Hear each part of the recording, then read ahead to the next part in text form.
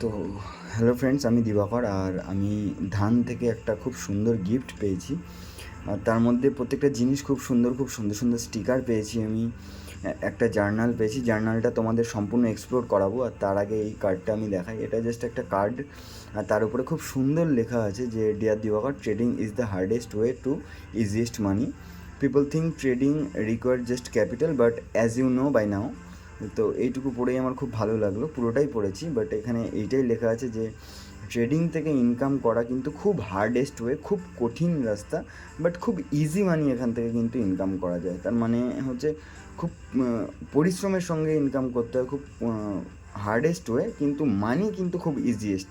Easiest মানি এর জন্যই বলা হয়েছে যে ট্রেডিং কিন্তু মানুষ ঘরে বসে জাস্ট এসির তলাতে দু চারটে সুইচ টিপেই কিন্তু ইনকাম করতে পারে, বাট এই ওয়েটা কিন্তু খুব হার্ড।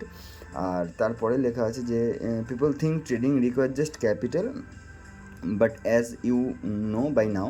তার মানে হচ্ছে সবাই মনে করে যে ট্রেডিংয়ের জন্য শুধু ক্যাপিটাল বা শুধু টাকাই দরকার, বাট হয়তো তুমি এখন বুঝতে পারছো, জাস্ট এরকমই লিখে রেখেছে।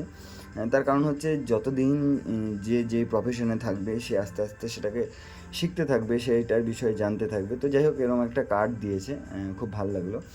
আর তারপরে একটা জার্নাল দিয়েছে। সত্যি জার্নালটা এত ভালো কোয়ালিটির আমি একদমই ভাবতে পারিনি। খুবই গুড কোয়ালিটির, খুব ভালো, খুব হার্ডি, খুব ওয়েটফুল। আর প্রত্যেকটা পেজের থিকনেস খুব খুব স্ট্রং, মানে খুব শক্ত, খুব ভালো। প্রথমেই খুলে এর মধ্যে কিছু জিনিস দেওয়া আছে, আমি তোমাদের দেখাই, এত সুন্দর লাগলো আমার। জাস্ট এখানে লেখা আছে যে হাম ट्रेडर कहलाता है। हम मार्केट के घंटी से पहले उठकर स्ट्रेटजी बनाते हैं। हम 9:15 से 3:30 तक टैप्स और स्क्रीन में रेड्स और ग्रीन में मार्केट की मूड पहचानते हैं।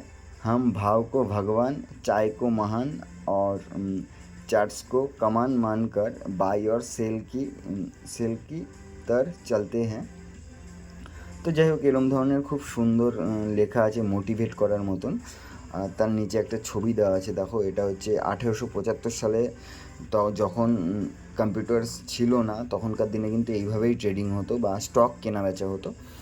মাইকিং করা হতো এবং পাবলিক দূরের থেকে, যাই হোক কাছ থেকে গিয়ে এরমভাবে তারা স্টকসের প্রাইজের ভাও শুনে, দাম শুনে তারা তখন বাই অর সেল করতো। বাই করতো, তাদের চিরকুটে লিখে দেওয়া হতো যে তুমি এত কোয়ান্টিটি কিনেছো, তোমার এতটা হয়েছে। পরের দিন যখন সেল হতো বা সে যখন সেল করতো তখন ওই কাগজটা নিয়ে আসতে হতো। তো তখন এরমভাবে হতো।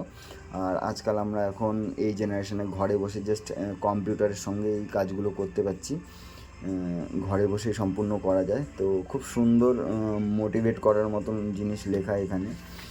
আর নেক্সট পেজে এখানটায় লেখা আছে কিছু ট্রেডিং রুলস, যেখানে লেখা আছে হচ্ছে stay discipline, don't over trading, ভাও ভগবান ছে।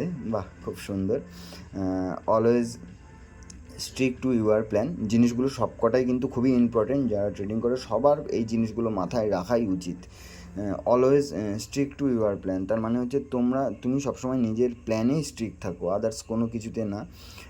No stop loss, paid to hug loss, মানে ছোটো লসকে সবসময় নাও। Always maintain your trading journal, মানে সবসময় ট্রেডিং জার্নালকে ইউজ করো। Cut your loss short, run your profit, যেটা আমার সবথেকে বেশি প্রিয় চ্যাপ্টার। আমার বড় লস দেখলেই ভয় লাগে, এবং বড় প্রফিট দেখলে কোনো ব্যাপার না, সে প্রফিটের দিকেই যেতে হয়। এটাই রুল, এটাই ওয়ে। তো এরম ধরনের খুব সুন্দর সুন্দর জিনিস লেখা আছে। আর তারপরে হচ্ছে পুরো পিওর জার্নালটা স্টার্ট হয়ে যাচ্ছে। এখান থেকে লিখতে হবে যে কীভাবে স্ক্রিপ্ট লিখতে হবে। এখানে টাইম, এখানে লং করা হচ্ছে না, শর্ট। এখানে এন্ট্রি প্রাইস, এখানে কোয়ান্টিটি, এখানে এসএল, আর এখানে হচ্ছে ট্রিগার প্রাইস, এখানে এক্সিট প্রাইস, এক্সিট টাইম, আর এখানে হচ্ছে আর মিনস আমি বলে দিই রিস্ক টু রিওয়ার্ড, মানে তুমি কত টাকা রিস্ক নিচ্ছ এবং তার এগেনস্টে কত তুমি প্রফিট করছো। এখানে রিস্ক টু রিওয়ার্ডটা লিখতে হবে, যেমন 1:1, 1:2, 1:3, যেই রেশিওতে প্রফিট করবে সেই রেশিওটা এখানটায় লিখতে হবে।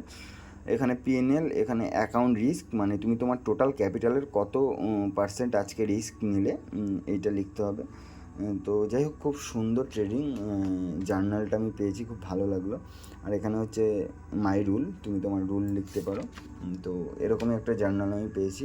আর তোমরা যাদের কাছে জার্নাল নেই এই মুহূর্তে, তো তারা খাতাতে কিন্তু এটা দেখে দেখে একখানা জার্নাল তোমরা বানিয়ে নিতে পারো, তাতে খুব সুবিধা হবে।